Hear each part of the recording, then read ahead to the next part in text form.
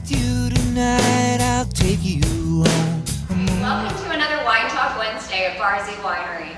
I'm Anna, and I'm here with Mandy from the Don Harrington Discovery Center in Amarillo. Tell us, what is the Discovery Center? So the Discovery Center is a great science museum that you can come out to and play with the whole family. So it's good for all ages. It's a great place to come out and learn about science, but have fun while doing it. That is so good. I think education is so important, and if you can do it in a fun way, you guys are rock stars over there. I love it. So Mandy from the Discovery Center is here to show us how to make elephant toothpaste. All right, so making elephant toothpaste is very simple. What we're going to do is take some hydrogen peroxide, and the hydrogen peroxide we are using, we actually bought at a beauty salon because it is a little bit higher grade than what you're going to get at Walmart, and so we get a nice bigger reaction out of it. So we're going to add that in there, and then we're going to add some soap to it, because whenever our yeast goes in, it's going to break down our hydrogen peroxide into water and oxygen. And so, if you add a little soap to that, you're going to get some nice bubbles. And just for fun today, I also decided to bring some food coloring. That way you can see it really well, and we kind of get that idea that, you know, yeast breaks down wine as well, or breaks down the sugars in wine, right? So we're going to take our yeast and we got to add it to some more water, because it is a little sleepy right now. Got to wake it up, get it moving. I was this morning too. Yeah, right, exactly. I agree. Make it time to do your job. Warm water wakes me up too. You get in the shower, you feel better. Exactly, right? Really the same. The start of your day. All right. So I'm going to dump this in. I'm going to do my best to screw on a little lid, because the more pressure we build up in there, the higher it's going to go. At least we hope.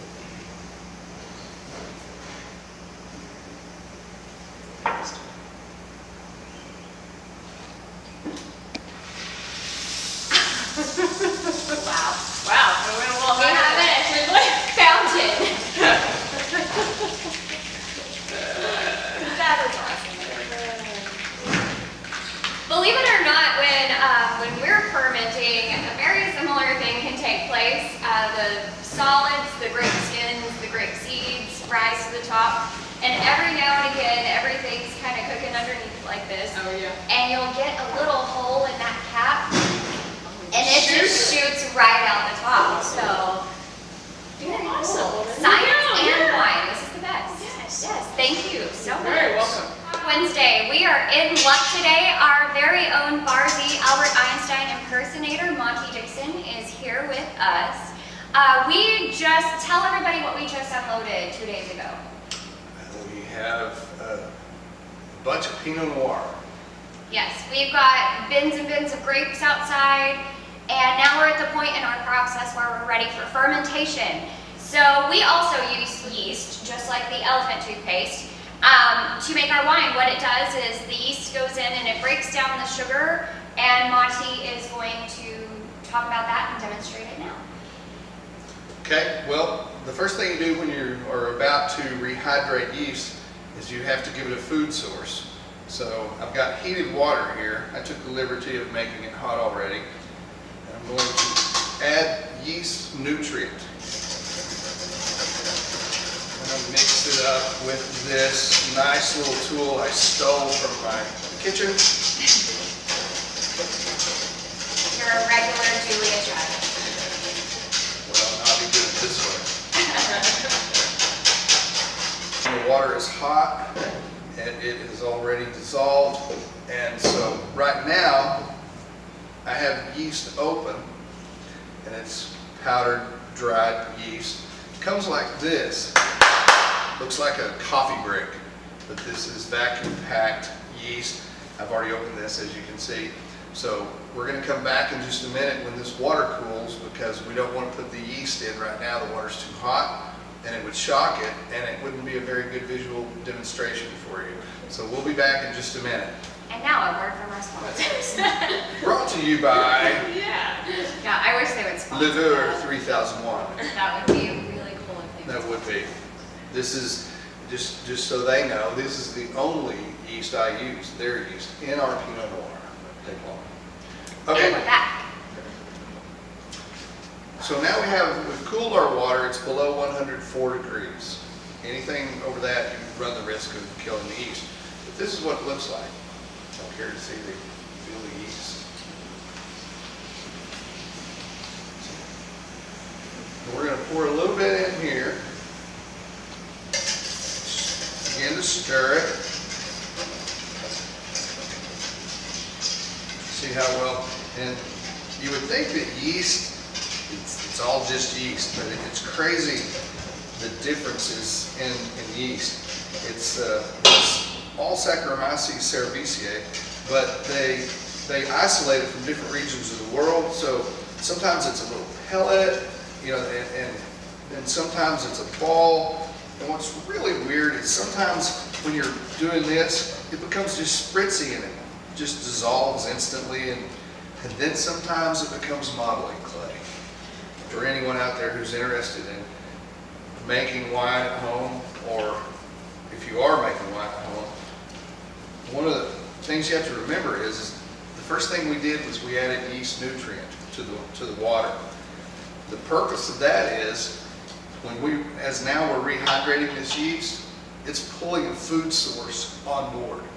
So you don't want to add food to the must, because it will feed everything else in there that you may not want to be feeding, and it will begin to grow before the yeast takes over, and you can get some funky things going on. So right now this yeast is rehydrating and pulling in a readily available food source. You want to really give it gently though a good stir, because what you want to do is put it up on the sides of your vessel here and let it run down, because you want to introduce oxygen to this yeast. Sure. Describe it to our viewers. Describe this? Yes. Well, it looks like I'm making pancake mix actually. It kind of does. Pancake mix never smelled that good. I agree. It smells very good. We stir this up for a little bit, and it's going to take a bit until this really gets to the point where what we're going to do, and look after this is more ready, we have Pinot Noir must right here. Tell the people watching what must means. Must is the term for just the whole mash of it all, the seeds, the skins, the juice. It's just a wine term. Must, like we must have this to make wine. I guess that's where it comes from. Sounds good to me. So anyway, in a minute, I'm going to keep stirring this and getting oxygen in it, letting it fully rehydrate. And then I'm going to introduce this to the yeast, because what's going to happen is the sugar is going to really activate the yeast. The yeast is going to begin to feed. And if we're lucky, it may actually do something that we can watch. And he's back.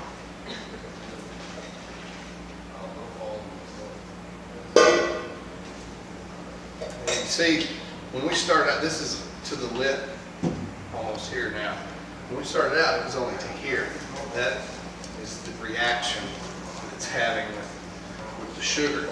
The yeast is beginning to feast.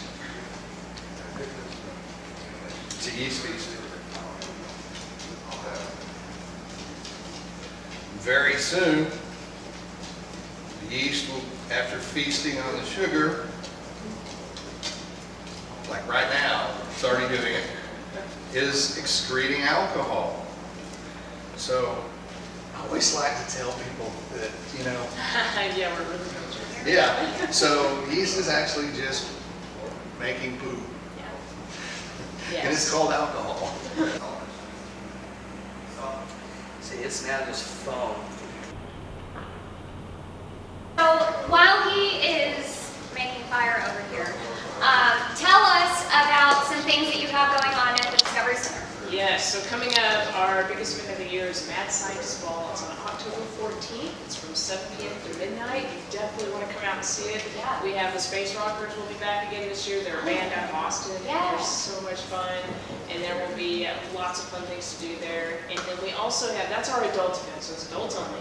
We also have an event coming up October 27th called Monster Bash. And it is a trick-or-treat event for kids. Oh, So we wow. have, you know, an adult event and a kid event that are both equally awesome. So Yes. definitely come out and do those. Go check out the John Harrington Discovery Center throughout the month of October. They're doing the coolest things. And come see us. We have our festival on October 14th, which starts at 2 p.m. So you can come rock out with us and then head over to the Discovery Center and get your jam on with the Space Rockers. And And if you've never seen the Space Rockers, they're called the Space Rockers for a reason. it's true. And thank you so much for tuning in again. And Bye. don't forget, second Saturday in October, we have our third annual Prairie Dog Town Fork of the Red River Festival. Yeah. I just like Say it saying again for the people. Prairie Dog Town Fork of the Red River Festival.